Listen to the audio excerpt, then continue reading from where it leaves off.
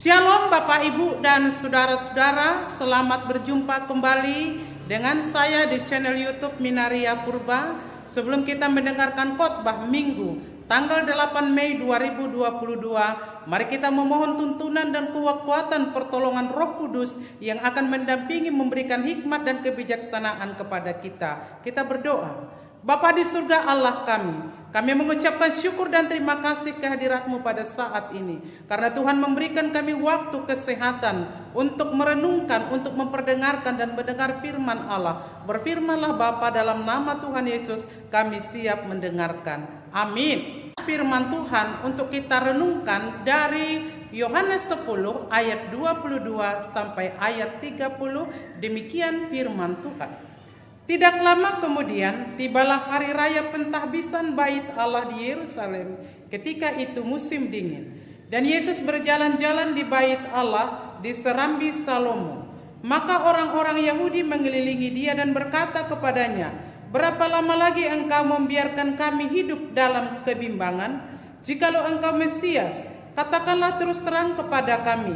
Yesus menjawab mereka, "Aku telah mengatakannya kepada kamu, tetapi kamu tidak percaya.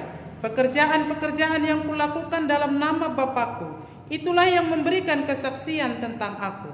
Tetapi kamu tidak percaya karena kamu tidak termasuk domba-dombaku.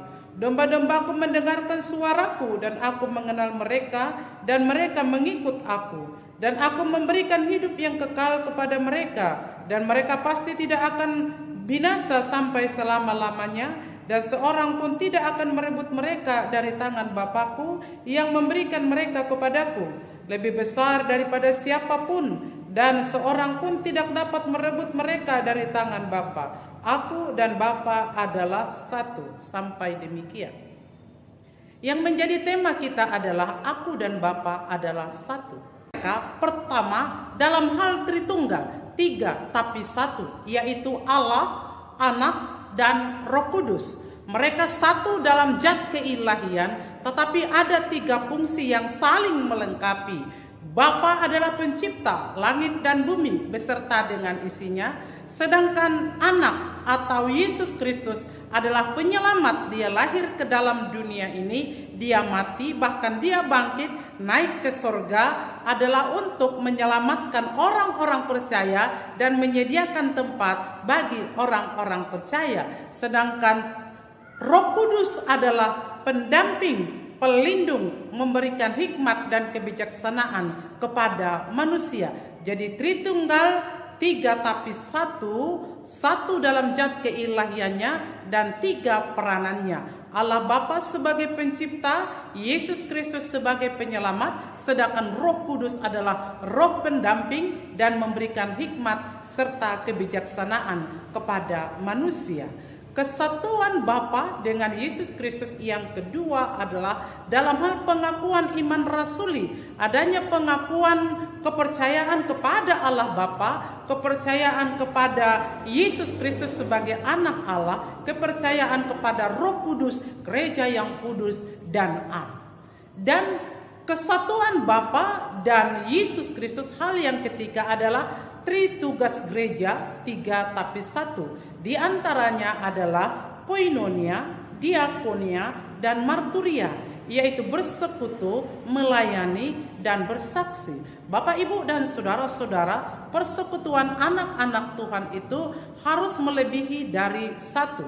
Maka firman Tuhan, di mana dua atau tiga orang berkumpul dalam namaku, maka di situ pun aku berada. Sedangkan diakonia, melayani, orang yang dilayani sebaiknya dia harus melayani. Melayani karena Allah atau Yesus datang ke dalam dunia ini untuk melayani dan bukan dilayani. Yesus melayani mulai dari hal kecil sampai kepada hal besar dalam hal kemanusiaan maupun keilahiannya. Dia memberi makan orang banyak, dia memberi ikan panggang kepada orang banyak, dan dia juga membasuh kaki murid-muridnya, dia juga memecah-mecahkan roti kepada orang banyak.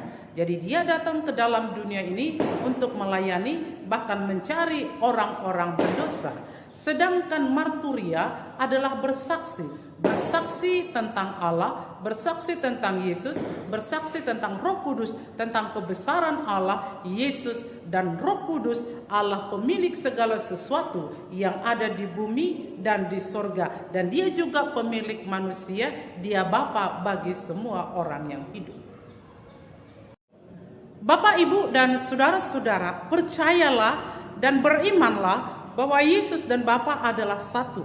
Jangan seperti orang Yahudi yang tidak percaya Yesus adalah Mesias sebagai juru selamat. Bahkan mereka bingung dan bertanya, apakah engkau Mesias? Meskipun tanda-tanda keselamatan sudah Yesus berikan kepada orang Yahudi, tetapi mereka toh tidak percaya oleh karena mereka mengeraskan hatinya, oleh karena mereka mendegilkan hatinya. Bapak, Ibu, dan saudara-saudara, Yesus berkata, kamu bukan dombaku, karena dombaku mengenal suaraku. Itu sebabnya orang Yahudi tidak mengenal dan tidak mendengarkan suara Yesus. Oleh karena itu mereka tidak percaya. Tetapi kepada saya dan saudara diperingatkan, mendengarlah dan percayalah, karena yang berbahagia ialah dia yang mendengar dan melakukan firman Allah. Dan Yesus katakan, aku datang ke dalam dunia ini bahkan memberikan nyawaku sendiri untuk mereka dan menyelamatkan mereka. Yesus itu adalah merupakan domba, dan dia memberikan nyawanya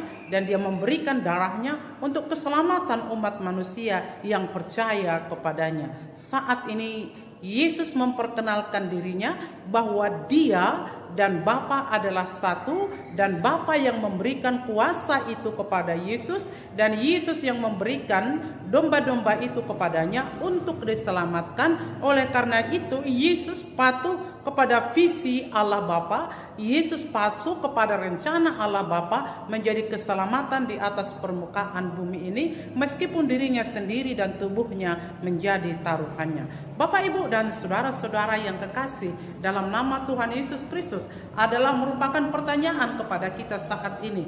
Apakah kita lebih benar dari orang Yahudi? Apakah kita sudah percaya kepada Yesus Kristus? Apakah kita sudah menjadi pengikut Kristus? Dan apakah kita sudah menjadi pelayan daripada Tuhan Yesus Kristus? Saudara-saudara, Allah, Yesus, dan Roh Kudus adalah satu dalam Tritunggal. Dan karena itu percayalah, jangan bimbang, jangan cemas, dan jangan ragu-ragu.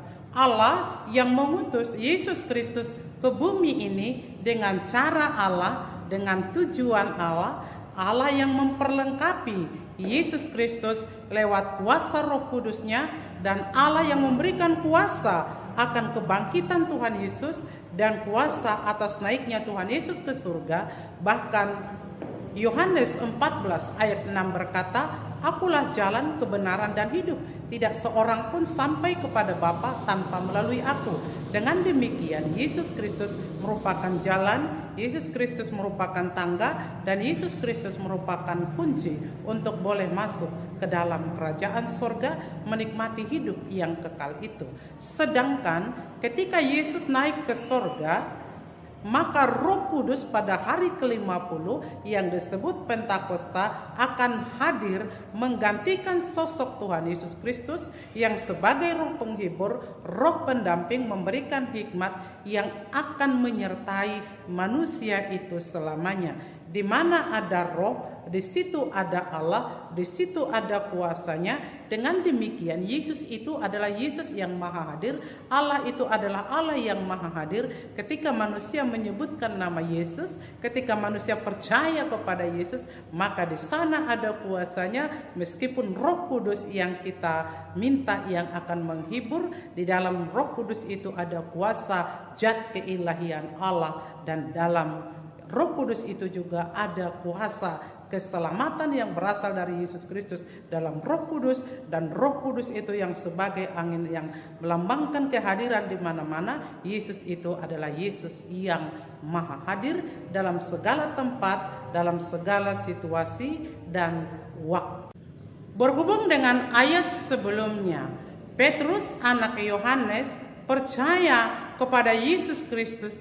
Karena kuasa Yesus Kristus, maka Yesus berkata, Simon anak Yohanes, apakah engkau mengasihi aku?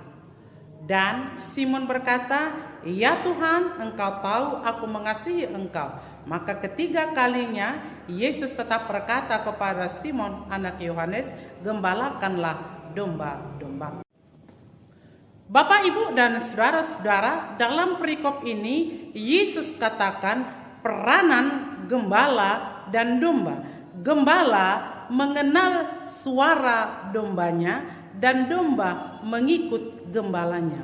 Dalam saat ini sebagai gembala, apakah mengenal suara dombanya? Suara kepedihan, suara kesakitan, suara kebahagiaan, dan suara memohon doa oleh karena sesuatu dari domba-dombanya. Dalam hal ini mungkin dibutuhkan kunjungan secara organisasi dan dibutuhkan juga kunjungan secara pastoral kepada mereka yang membutuhkan pelayanan dari seorang gembala. Dan domba juga harus mengikut gembalanya, harus mendengarkan suara gembalanya, karena dia juga mengenal suara gembalanya. Dalam hal ini ada kepatuhan, ada ketaatan, ada keseriusan, ada kesetiaan. Kesetiaan dalam mendengarkan warta jemaat gereja kita, pengumuman gereja, ibadah setiap hari Minggu kita beribadah masuk jam 10. Tentunya ini adalah undangan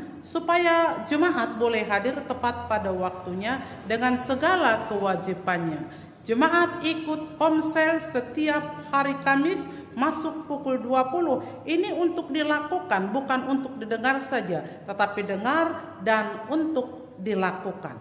Nah, beberapa panggilan pelayanan yang diberikan kepada jemaat kiranya itu didengar dan dilakukan. Karena yang berbahagia ialah yang mendengar dan melakukan firman Allah. Ibu dan saudara-saudara, firman Tuhan ini direfleksikan kepada kita semua, apakah secara pribadi atau secara organisasi. Di gereja Metodis ada 4 pilar gereja, mulai dari sekolah minggu anak-anak, muda-mudi, bapak-bapak, dan kaum ibu-ibu.